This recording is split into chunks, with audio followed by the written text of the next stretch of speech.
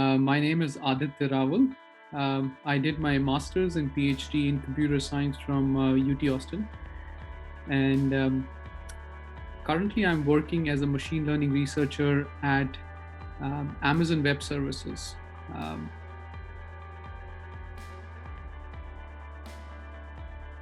if it was just one advice or one person gave me this advice, but this is an experience that I gathered over a period of time, and that is just like any other human aspect, building relationships through internships, industry internships, or conference meetups, and meeting people who are working on similar things, talking to them informally, formally. I think that those aspects really help you a lot, uh, uh, because you know there are a lot of things, especially if you're working in research. It's hard to find out by looking at a career website and trying to read that role. It's hard to exactly know what's exactly going on in that team, and therefore these attending conferences or meetups or even interning at some of the places that you know that work on topics that interest you.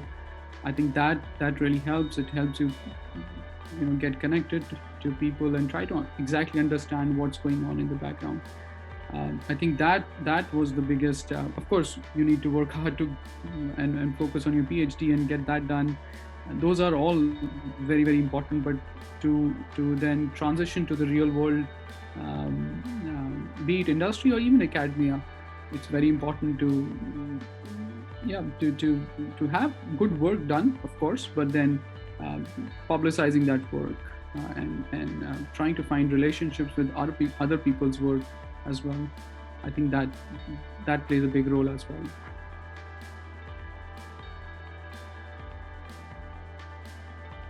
So usually we work in quarterly basis or half yearly basis.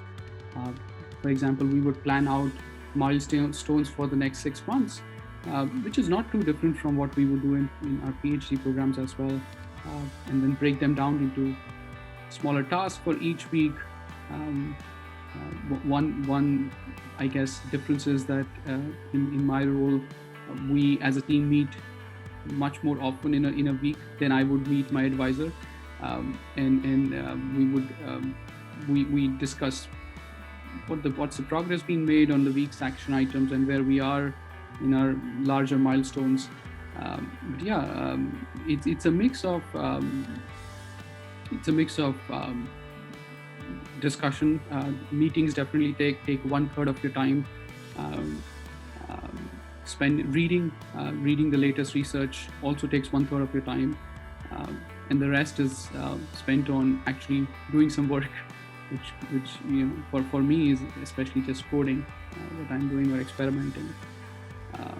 Yeah, so that's how a individual day breakdown looks like. Um, but definitely a lot of time is spent on planning, especially because people who are, especially in a research load where people could just assume that you're working in your own corner, and we don't want that to happen. We want the research to be transparent, and it should make sense to everyone else, even non-technical people. So meetings are for presenting your work, publicizing it, and explaining why we are doing what we are doing. Yeah.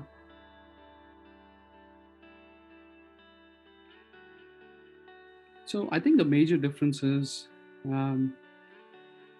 that in an industry setting, doing research in an industry setting requires convincing a whole lot of more people that you should be able to do that, or you should be allowed to explore something. While in an academic setting, like a PhD program, if you have if your advisor is on board, then you can pretty much explore anything you want to explore. So in that sense, it's there's both pros and cons, I would say, because there's some definitely pros as well, because my work in industry right now is scrutinized by a lot more people. which sometimes is good because I get more feedbacks. People might say, hey, you're doing this, but this is not going to be useful, no one is going to use it. And frankly, a lot of research is like that, even in PhD program, that we just do things because they sometimes sound cool. And that level of filtering happens when you're working in an industry.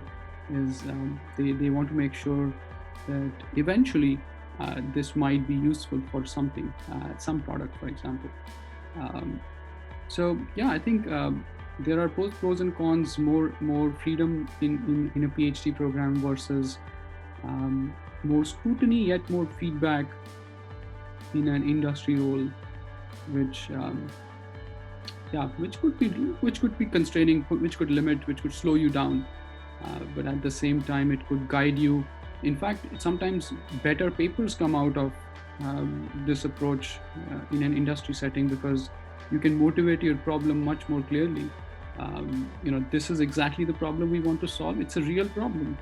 And so you don't have to convince anyone when you're writing a paper, for example, or writing a blog post, that this is a real problem and needs to be solved, because that level of filtering has already happened.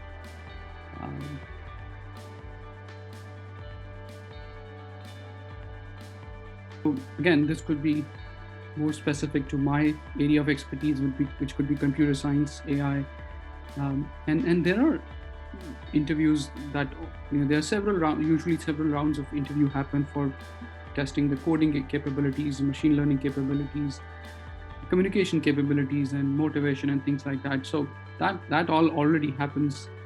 So I wouldn't worry about that because that's part of the process. What I would like to look out for, and which I really encourage people to do, especially if they are in a PhD program, because it allows you to do, is again to publicize their work. Sometimes getting publications or papers out could be hard, but that shouldn't stop you from, for example, writing blog posts, contribute to some public code, or make your code public. So what I would like to do, check, is has this person been engaged in the community, and maybe built some opinions about other people's work, has done some coding at in some real projects, and sometimes it's hard to figure that out by a 1 hour interview. Is great because it shows a lot of technical skills, and the fact that you're able to focus on one area and do that really great. But I would look for people who have this wider gaze, able to know works outside their field, outside their narrow research topic area, and that's sometimes very hard to do in an interview. And just shows an ability to learn new things, read about, it shows that this person has read about other people's work, is able to build an opinion about that. I guess it shows curiosity and willingness to explore new things, which I think is sometimes not so easy to tease out in an interview.